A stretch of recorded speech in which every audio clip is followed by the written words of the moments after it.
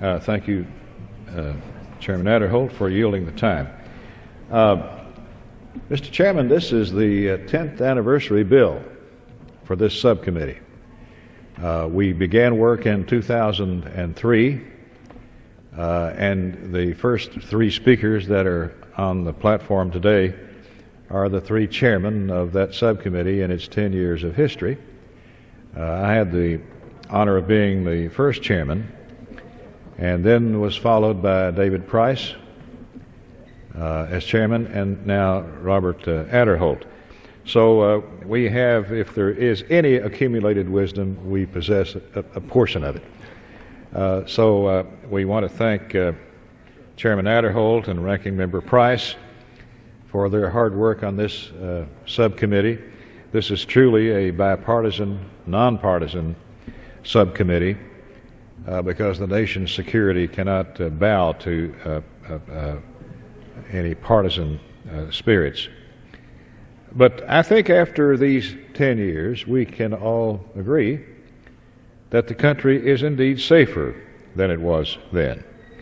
The country's thwarted several attempts at terrorist attacks in our skies.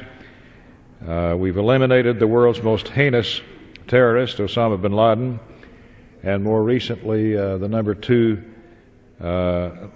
Al-Qaeda leader in Afghanistan, Pakistan. But we face constant reminders that the war on terror is anything near over. Our freedom is not free, and we can't skimp on our national security if we want to stay vigilant and, most importantly, safe.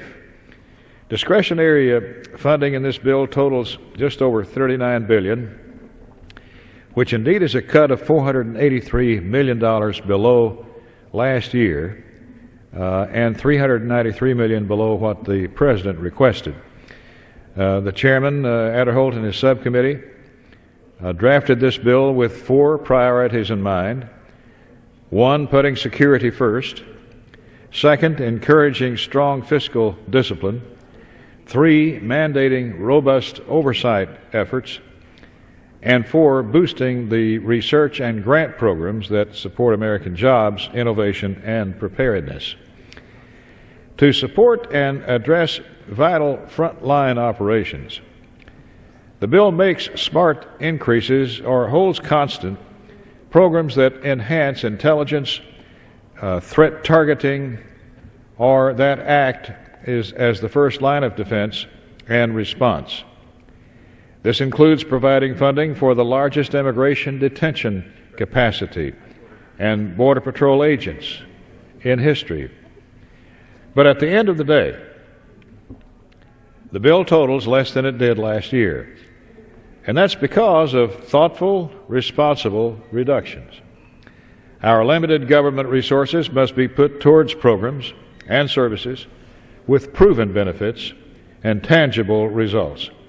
These cuts targeted programs with known inefficiencies, program delays, excessive overhead costs, or those that simply had lower budget requirements.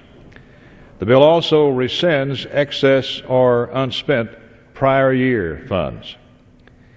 Now, as the department enters its 10th anniversary, we are reminded that the department in its current form is still, quote, under construction, end of quote. Though we've seen some real progress made, DHS can still improve the way it spends taxpayer dollars and administers its grant programs. This legislation, I think, takes the right steps to direct spending accordingly, enacting reforms, requiring tougher oversight, and demanding justifications and spending plans from programs that do not have a history of wise spending decisions. Again, I want to thank Chairman Adderholt, Ranking Member Price, all of the members of the subcommittee, and the hardworking staff for all the many hours that they've spent drafting this important bill. But this legislation is proof that we can do more with less. A reduction in spending coupled with reforms to encourage efficiency and sustainability that will help us get on a stronger fiscal path. I believe this is a good bill, Mr. Chairman. It's as good a bill as I've seen in my 10 years on this subcommittee. And I want to, again, congratulate those who had a hand in making it possible. So I urge my colleagues to vote yes on this bill to help prevent future terrorist attacks, to protect the air passengers, and to keep our border secure. I yield back.